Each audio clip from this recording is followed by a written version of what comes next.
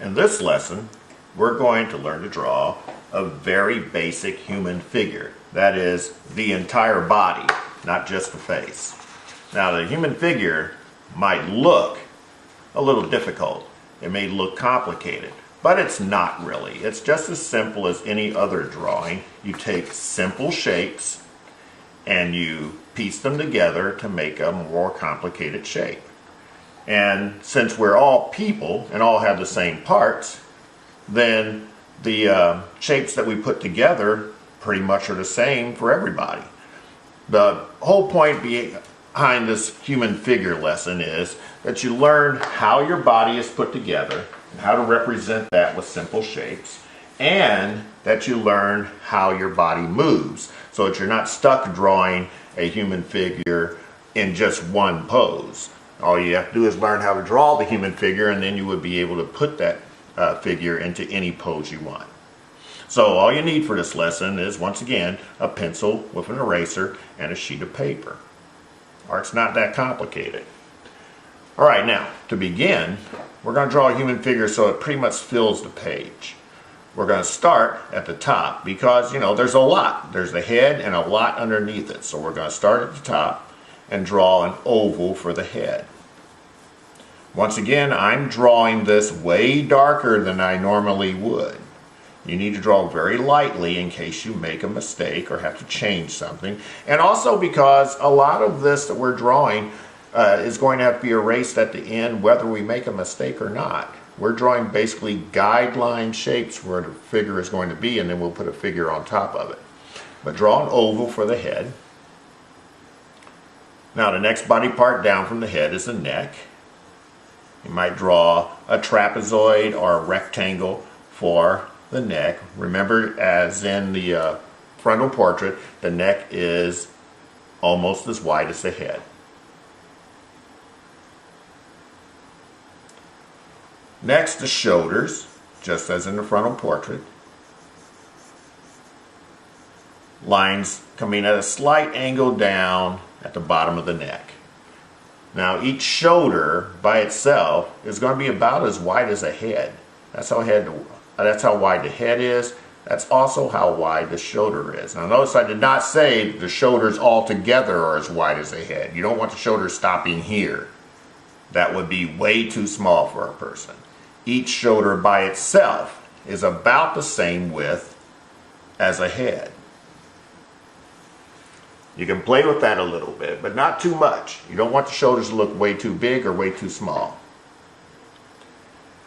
Now, after the shoulders, we're going to draw what's called the torso.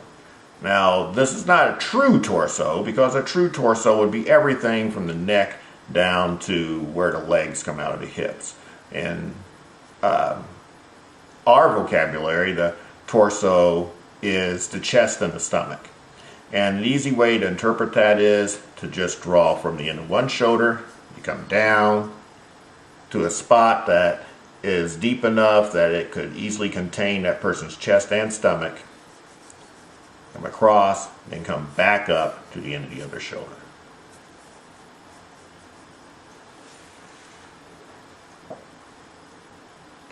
Now, the way some artists do it is they will draw actually the chest and the stomach. They'll draw a rectangular or oval shape for where the chest is, and then they'll draw an oval or rectangular shape for where the stomach is, and then they'll tack in a more or less triangular shape for where the ribs were, and they'll build it all that way. Unless the person's going to be shirtless and you want to be working a lot with muscles, then that's not really necessary. You just need this U shape, or you could think of it as an oval shape, to represent the entire torso. Just make it deep enough so that it can easily contain that chest and the stomach. This line, by the way, will be the waist, down here at the bottom of the torso. Now, after we have the torso, we want to draw the hips. That's basically a rectangle or a trapezoid that is about as wide as the torso.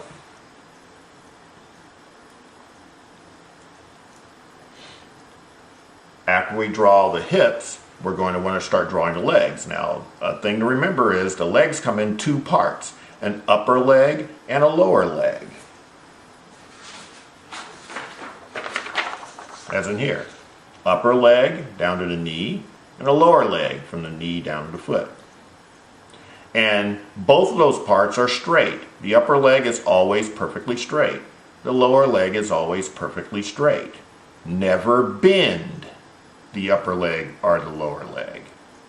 Now, you might say that you bend your leg all the time, but you don't really. You pivot these two straight parts at the knee and at the hip. So, for the upper leg, we're going to draw a rectangle or an oval that starts at the outside of the hips, comes down, and then comes right into about where the middle of the hips are.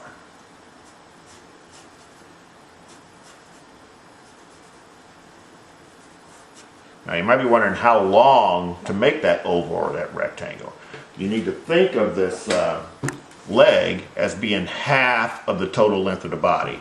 So from the top of the head to the bottom of the hips, that's about how long the legs are going to be.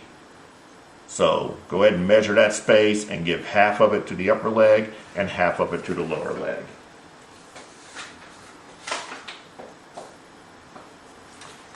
This is the knee down here at the bottom of the upper leg. Now from the knee down, you draw the lower leg. Remember, like I said, when you're done, that leg, if it's stretched out straight, should be about as long as the whole upper half of the body. If it's a little bit short or a little bit long, that's fine. People have different length legs. But if it's a lot short or a lot long, you need to make some adjustments. I just made mine a little bit longer. Now, right down here, this will be the ankle. And then from the ankle, you have the feet. The feet you can draw as a couple of ovals.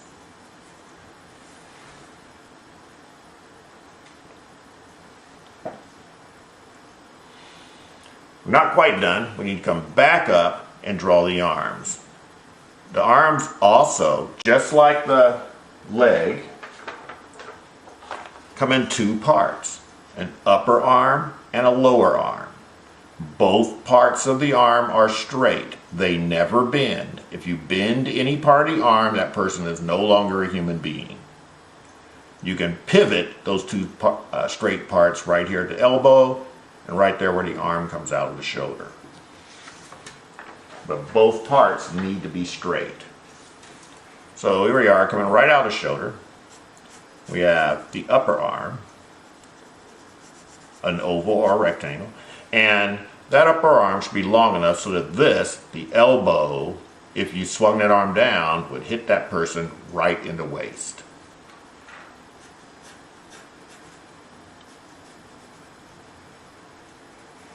Remember, if you swung that arm down, that elbow would hit that person right in the waist. Now, coming out of that elbow, you have the lower arm.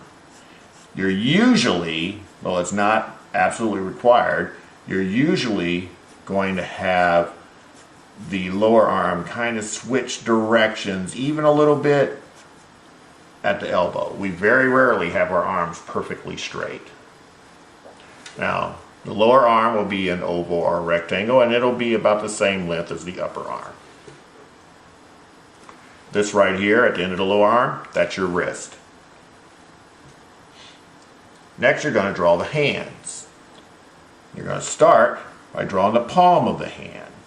That can be an oval, a square, a trapezoid. I usually use a trapezoid because when I look at my own hand, I see it's broader up here where the fingers are and narrower down here where the wrist is. Now, coming out of the end of that palm, you have 4 fingers.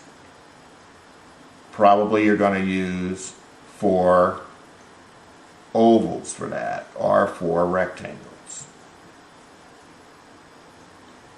Don't worry, we'll account for the 5th one in a minute. Pay attention to your fingers. They're not all the same length. Some are shorter, some are longer. So you have 4 fingers coming out of the end of that hand. Then coming out of the side of that hand, you have your thumb, which is also represented with an oval or a rectangle. There you go. Now that's what we would call the armature for the human figure. It's a basic, very quick idea of how the human figure is put together. It also is a very basic idea of the pose of this particular person you're drawing. You should be able to draw this armature very quickly. If you practice getting all the parts on and getting the parts to right length, practice that for a little while, and then you should start practice trying to do it with speed. We draw this armature so that we can get everything the right size and everything in the right position, so that we don't have to worry about it when we start putting the actual person and all its details on top of this. If you were drawing the actual person with all its details right now, and then you got the legs the wrong length, that's a lot of wasted time on your part. So start learning to draw an armature very quickly. Judge it for whether or not all the parts are the right size and in the right pose. And then, when that's taken care of, you go ahead and put all the details on. By the way, this armature, it will be completely erased at the end of your picture. That's why you should draw this very, very lightly. And you don't have to worry about being pretty either. You just have to worry about it being in the right pose, being the right size, and everything on it being the right proportion. Because you're going to erase it anyway, so it doesn't have to look pretty. Now that we have the armature, we start putting the actual person on there. We're going to start with the clothes. When you put clothes on a person, make the clothes fit the person like your clothes would fit you. Some people would draw a couple lines here and say he's wearing a shirt. No, he's not. He's wearing a couple lines on his arm. Make the clothes fit the way yours would fit. Draw all those parts of the clothes. Draw his collar. Nobody really cares what the collar looks like except for you. So you need to think about what the collar should look like. But do put the collar on there.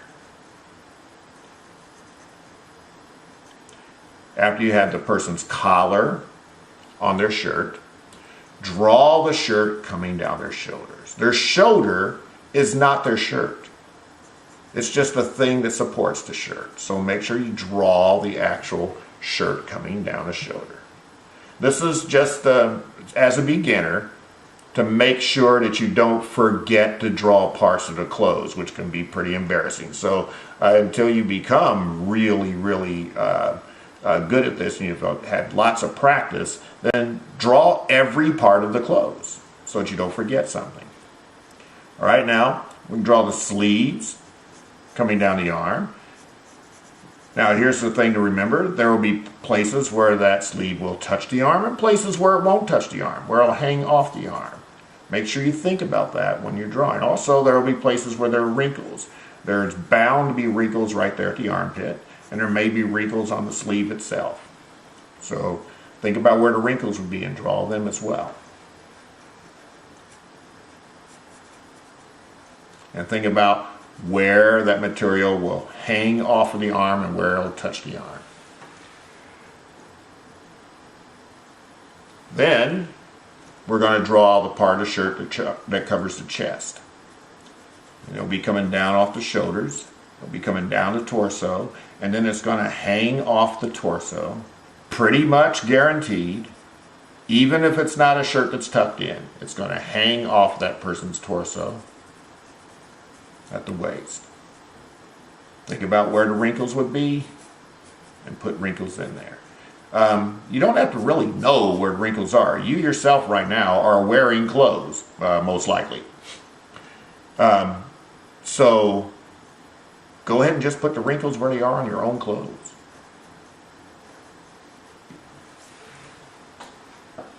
There, that's it for the shirt. Now we're going to draw this person's pants.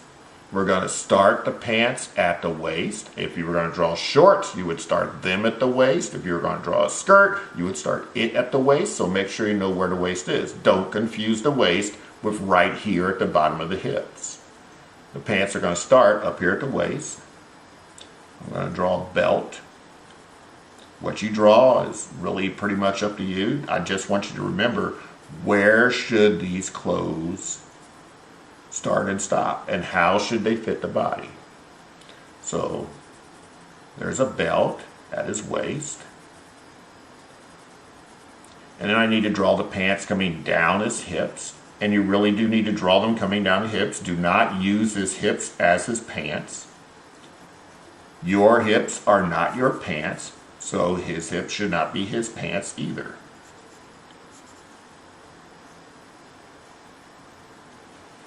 The details of the clothes that I'm putting in here, the wrinkles, the pockets, the fly of the pants, that sort of thing, these are personal things. You figure out exactly what clothes you want your person to wear and then put those appropriate wrinkles in there. Now I'm going to draw the pants coming down his leg. Do not use the leg as his pants. Draw the pants coming down the leg.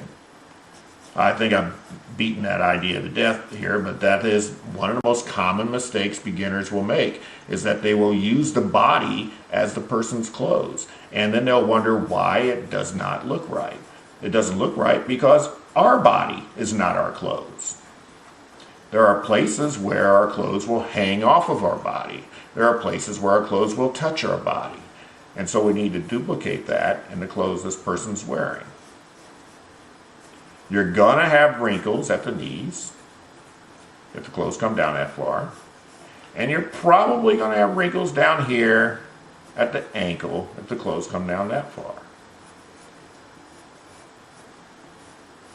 Remember, these are all guidelines. They're not written in stone, but they're pretty good guidelines, so you should really consider them when you're putting your picture together. So now he has a shirt, he has pants. Shoes. And, you know, in this case, they pretty much just go around the ovals for those feet, but not all shoes will do the same thing. And that's pretty much it for the clothes on this person. But this person has bare arms. We don't want these two rectangles or ovals sitting there on his arms. That makes him look somewhat like he's made out of popsicle sticks. What we want to do is shape the arms so that they look like actual arms. So we have to be thinking in terms about the muscles. Now at this basic level, we don't need to get into a lot of detail about the muscles, but we can get into what the shape of the arm would be. Like right here at the elbow. The arm's going to be shaped one way going up above the elbow and one way below the elbow. Start at the elbow. From there, the arm is going to start getting thicker as it goes up.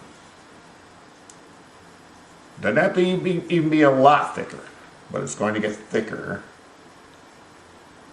as it goes up.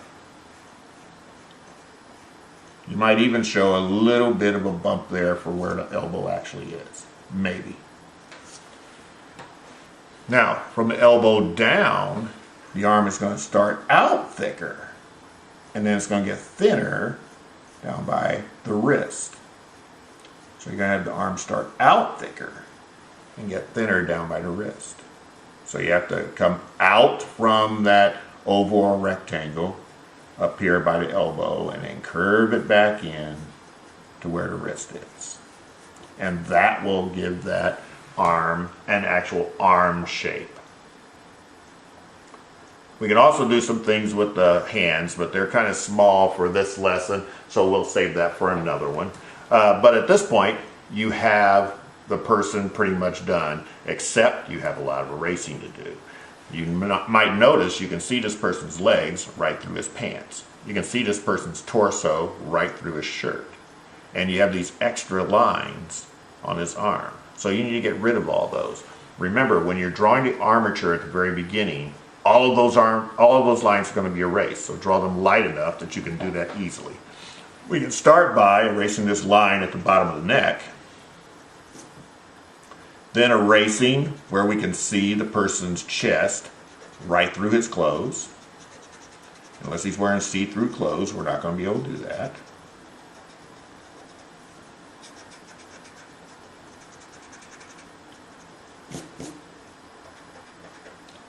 And then we're going to erase where we can see this person's arm right through his shirt sleeves.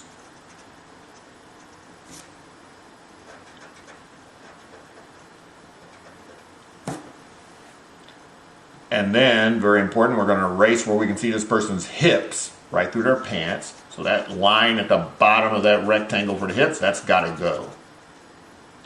And you might have to get rid of some lines right there at the edge. Then we're going to erase where we can see his legs right through his pants.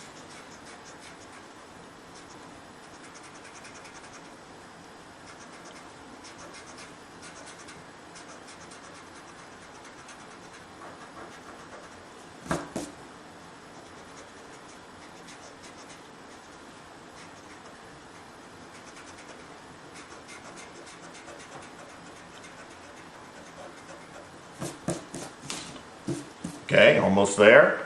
Now we have these bare arms that we shaped so that they look like arms. So let's get rid of the armature lines inside there. We're going to leave just the shape of the arms, and especially this line here at the elbow, we want to get rid of that. If you look at your own elbow, you don't have a line there. And the line here at the wrist, we're going to get rid of that.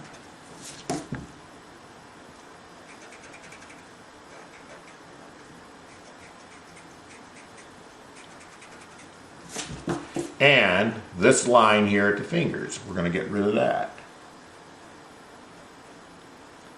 Now, as you get more experience, you'll find that some of this detail you're going to want to put back in, or you're just going to want to take parts of it out.